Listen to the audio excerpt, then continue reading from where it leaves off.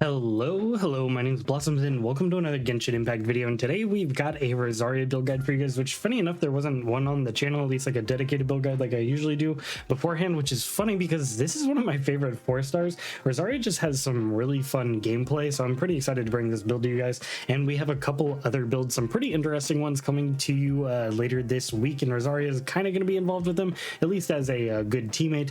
But so if you want to see those, don't forget to leave a like and subscribe to see those videos. But let's go ahead and talk about Rosaria. First of all, Rosaria is a cryo polearm user, and she is basically focused around assisting the team as kind of like a cryo sub DPS support.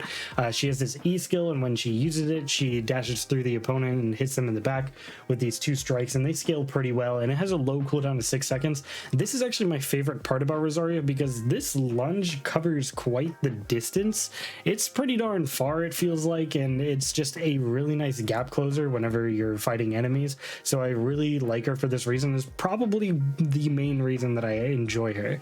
Her elemental burst here, Rites of Termination, is basically just a cryo damage over time in a little circle. She casts it, it does some solid damage, and then over a period of time it does this damage over time for a duration of 8 seconds, a cooldown of 15 seconds, and that duration is buffed up once you get some constellations. We'll go over those as well, but it has a relatively low energy cost of 60, very easy to go ahead and get that off of cooldown, and she doesn't have too much downtime if you have her constellations. However, the downtime on her without her constellation 2 is a pretty big deal there. It's quite the hefty downtime, but I played her at C1 for a very long time and I still absolutely loved her, so it's definitely not necessary, but it is a really big bump to your Rosaria. Now, her passives are where she gets really interesting because she does get this passive where when you use her E skill, if you hit him from behind, it increases her crit rate by 12%, and that's pretty cute. But the really neat one is the fact that when you actually cast her elemental burst, the crit rate of all your party members is increased by 15% of her crit rate. Now, there's no real reason to build her all into crit rate, give like 100%, and then, you know, her give like 15% to your teammates.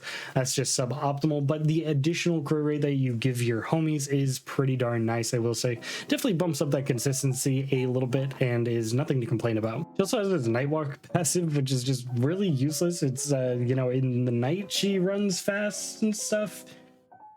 Very weird. It doesn't even work in domains and stuff. This passive is a really weird move. I don't know, but pretty whatever. Oh, also I didn't go over the normal attacks. She doesn't have anything special going on here, but her modifiers are pretty decent, and she can work pretty well as a physical DPS for a 4-star, but there are definitely better options, but she's not a bad one, so that's just something you want to know as well. What does Rosaria excel at? Well, she is very good at 1, applying cryo, and then 2, just being that off-field support for, you know, cryo, maybe making like a melt reaction or something with the Hu Tao or something, but she also provides that consistency bump with her crit rate gain there, and it's not like a ton if you're building our like relatively normal crit rate levels, but it is some, and that does bump up your consistency, which is definitely noticeable, and I really like her for that. And her elemental burst applies this cryo at a very solid rate. So having her as just like a cryo sub DPS is really good. This E skill, having the low cooldown, is really nice because you can often just swap to her to get that E off real quick and then swap to somebody else and, you know, do a melt reaction. Pretty darn fun. She's also just really good on physical DPS teams, and that's mostly once you get her constellations, though. We'll go over that as we go over the constellations, but she does have those strengths of just being a really good off-field sub DPS cryo character that provides some additional bonuses for phys characters, but also just overall gives a consistency bump on the critical rate stuff. Not to mention she's really good in freeze comps, because then you can run something like the Blizzard Strider set on her that bumps up the crit rate of her, or if you have another cryo character in your freeze comp or something, their crit rate's going to be bumped up even more than it already is. Now, her passive, the Shadow Samaritan here, does not actually get increased based off of Blizzard Strider or anything. I don't want to lead you astray there, but she does pair well with other cryo units just for that consistency bump, because she applies cryo pretty darn often. For her artifacts, you have a couple of choices. My personal personal favorite is going to be the 4-piece Noblesse Oblige. I really like this one because not only are you getting the elemental burst damage increase, but you're also getting the attack buff for the whole party, and she's not the one who's going to be dealing a ton of damage, so giving 20% attack to the person that is going to be dealing a ton of damage is a little bit better in my opinion. The other set, as you might have guessed, is definitely the 4-piece Emblem of Severed Fate. This is a great option. It gives you some energy recharge, so if you're lacking on that, that's going to be great for you. And then it also increases the elemental burst damage based off of the energy recharge, but you don't need an absolute ton of energy recharge on her, and the amount of damage you get off of this set isn't too amazing. Honestly, I would go whichever one you just have better substats for and make the decision there. I personally just have a decent set on both, and I like the attack bump for my other characters, but both are totally viable sets and you can kind of go with either.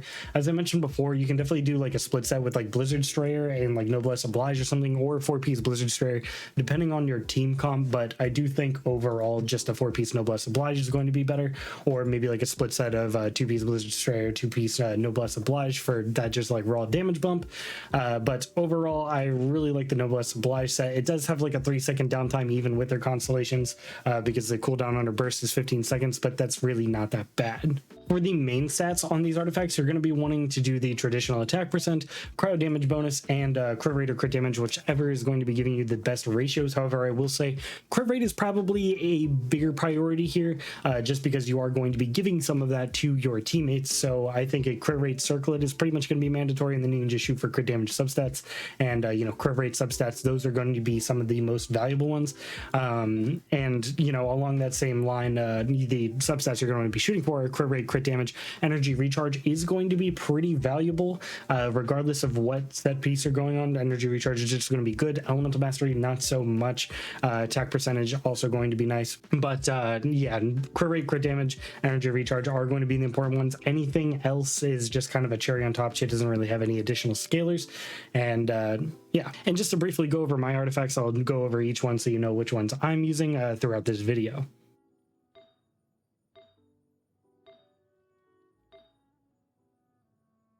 When it comes to polearms, you have a couple of options for a sub DPS Rosaria. Namely, my two favorites, at least in the 4-star category, are going to be things like the Catch and the Favonius Lance. Those are going to be my top 2 picks for 4 stars. Of course, 5 stars are going to be pretty good as well. It's going to be depending on what you got there. Also, the upcoming Wave Breakers Fin or something, if it shares the same passive as the Akumaru Claymore that we got recently, then it's also most likely going to be a very good option for her. So that's something you're going to want to keep in mind as well. For this video and this build, we're going to be using the Catch, but I am going to go over some of these other weapons. Something like the Deathmatch isn't a bad option just because it has that crit rate passive and you'll just be giving more crit rate to your homies. The Keychain Cross Spear I can't really recommend because she doesn't really care too much about elemental mastery because she's not going to be the one dealing the big damage with her elemental reactions, so it's kind of unnecessary, but you do get the extra skill damage and it does help some of your consistency. So if you are really lacking on some energy recharge and you just don't have these other energy recharge weapon options, then maybe this is going to be the option for you. But other than that, these other weapons aren't too amazing. The Blackcliff Pole isn't really that great just because it's a crit damage. If you do need the substats though, I would recommend it because you still want a good ratio. But if you can get a decent ratio, I would 100% go for the Catch or the Favonius Lance. And even though I'm using the Catch in this video, I do favor the Favonius Lance, and we'll go over all of this in just a second here. The Catch is really good because, of course, the passive gives you that extra damage on the elemental burst and the consistency bump by upping its crit rate by 12%, and just a huge amount of energy recharge. Really good for her overall, especially if you're using this with the Emblem of Severed Fate. That's going to be really good because energy recharge then translates to damage.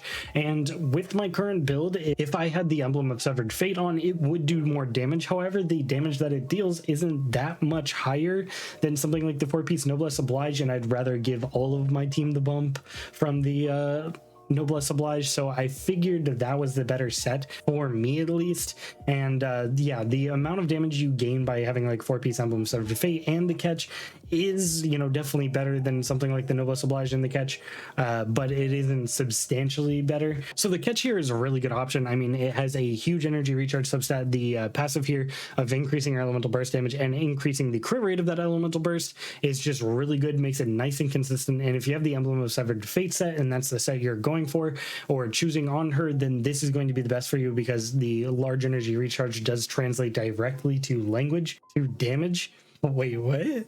Anyway, yes, the catch and the Emblem Severed Fate are really made for each other. However, I often use the catch on my Raiden Shogun, and I plan to use it on her going forward. And the Favonius Lance is an amazing option for Rosaria, and I'm going to go over why here. The base attack is higher.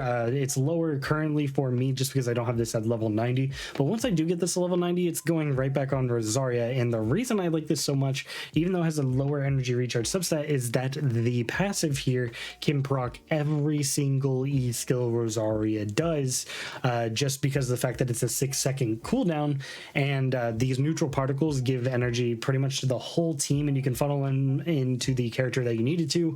It's really nice, and I absolutely adore this, but I will say this makes Rosaria do less damage than something like the catch. Something like the Favonius Lance and the Noblesse Oblige set is not going to be dealing nearly as much damage as the catch and the Noblesse Oblige, or the catch and the Emblem of Severed Fate set. So do keep that in mind. You are definitely sacrificing some damage, but I do really like the energy particle generation she gets off of this. Not to mention it allows my Raiden Shogun to have the catch, or, you know, Xiangling to have the catch, which it's just a better weapon on those characters than it is for Rosaria, in my opinion. So if you want to do some sort of hybrid build with the Favonius Lance, then you could do like Favonius Lance and something like the Emblem of Severed Fate. That way you're still getting the damage and the particle funneling, but you are still going to be missing out on that Noblesse Oblige attack percent bump there. I know I'm kind of like rambling here, but I just wanted to let you guys know that a combination of any of those is going to be good. It is going to be more of what you want Rosaria to be doing as a sub DPS on your team as to which one you're going to want to choose. Personally, I'm going to be using Favonius Lance and Noblesse Oblige, but if I want to deal damage, I'm going to be using the catch and Noblesse Oblige. And for this video, since I have the catch at level 90, this is the one we're going to be using, and just kind of showing off. All right, now that I've talked a while on weapons, let's go ahead and go over her constellations real quick. Her C1 here is pretty decent. Whenever she does a crit hit, her attack speed increases by 10% and her normal attack damage increases by 10%. If you're going for kind of like a main DPS Rosaria, or like a sub DPS at normal attacks or something, then this isn't a bad passive, but nothing really important. The most important constellation for Rosaria, however, is definitely her C2. This increases the duration of her elemental burst by 4 seconds, and this is what makes it go from, you know, an 8-second duration to a 12-second duration, and then therefore only have 3 seconds of downtime in between those elemental bursts. And getting her elemental burst off cooldown is not hard, so you're only going to have that 3-second downtime almost every time, as long as you're swapping to her and using it. C3 only increases the level, and her C4 is a little weird. Every time your E skill crits, it gives you 5 energy, and that can only happen once every time it's cast, so it's kind of weird. So basically what it's saying is, you know, there's 2 hits in your elemental skill, so both of them aren't going to give you 5 energy to give you 10 energy, but basically every time you use your skill you'll get 5 energy, which is just kind of a nice consistency bump. C5 increases the level. C6 is where she becomes an amazing physical sub DPS character. This is why I use her with my phys characters like Razor and Eula. It does a physical shred by 20% for 10 seconds with her elemental burst, and since her elemental burst is so easy to keep up, it's basically constant and really good. Her C6 really makes her pop off as a you know, support option for those main DPS physical characters, or even for herself as a physical DPS. As for stats on my Rosaria, I have her at 1500 attack here, 96 elemental mastery, just kind of incidentally, nothing I was really shooting for there. 61% crit rate and 131% crit damage, a pretty solid ratio. 186% energy recharge. You don't need to get this high, but this does make it very easy to get it off of cooldown. I will say, and if you have the Favonius Lance, you definitely don't need it this high, because the particles you'll get from it are just going to be way more than enough. When I have the Favonius Lance, clients, I often have her burst way before it's done with the cooldown. Also the cryo damage bonus of 46% there. Nothing too shabby. So let's go ahead and actually show it off. All right, so we're going to show her off a little bit in the floor 12 Spiral Abyss. We'll just increase the elemental skill damage here. And this team is just one I've been messing with lately. The Bennett build is going to be posted on the channel as well very soon. Requested by one of the viewers, actually. So if you want to check that out, stay tuned, and you'll see that the damage here isn't too bad, 8,000 there. And I believe when I had Emblem of Severed Fate, it was around like 9,000 or so. And that's what I meant by like the damage increase wasn't insane, but it wasn't like, you know, negligible either. It's very okay, especially since you are constantly getting this elemental burst to go ahead and just be on the field and help out the team. And I'm not even playing optimally right now. I'm just trying to show off her a little bit more than some of the other characters, just so we, you know, have an idea of how strong she is. Go ahead and get this guy off the field, and we'll go ahead and get her with a Bennett buff, so you have an idea how strong that is.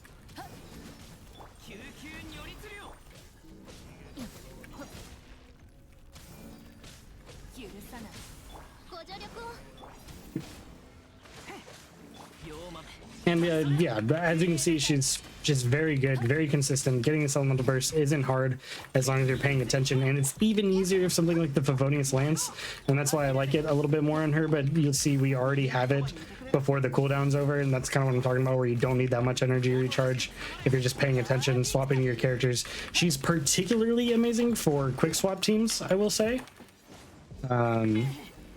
We'll let you know, guys know about that one. She's very good for quick swap teams because she has that low cooldown on her E skill, and the elemental burst is just up all of the time. But that's just a decent example of how good she is in, you know, a late game Spiral Abyss. Alrighty, hopefully that helped you guys out in building your Rosaria, and as I said, we got a couple more videos in store for you guys this week, so if those interest you, don't forget to subscribe to the channel. Very excited to bring them to you. Been very busy this week, so I'm a little bit late getting this video out. Thanks for you guys' patience. I really appreciate you guys, but that's it for the video. I hope you guys have a fantastic rest of your day. As always, my name is Blossums, and I'll catch you guys in the next video. Peace.